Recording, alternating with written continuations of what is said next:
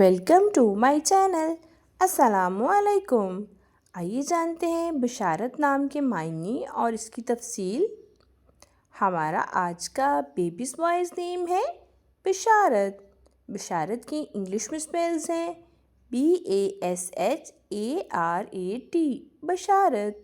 ये एक Islamic name है और लड़कों के लिए रखा जाता है ये नाम।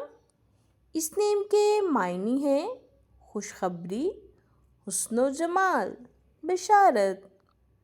इस नेम की तफसील है मोहम्मद बशारत, बशारत अली। इस तरह से हम ये नाम रख सकते हैं। आप भी अपने नाम का मायने जानने के लिए कमेंट्स में अपना नाम लिखें और मायने जानिए।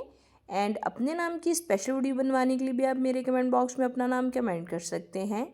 And please like the video, subscribe my channel. Okay dears, फिर मिलेंगे न्यू नेम न्यू वीडियो के साथ। अपना ख्याल रखिएगा, दुआ में याद रखिएगा। अल्लाह हाफ़िज़।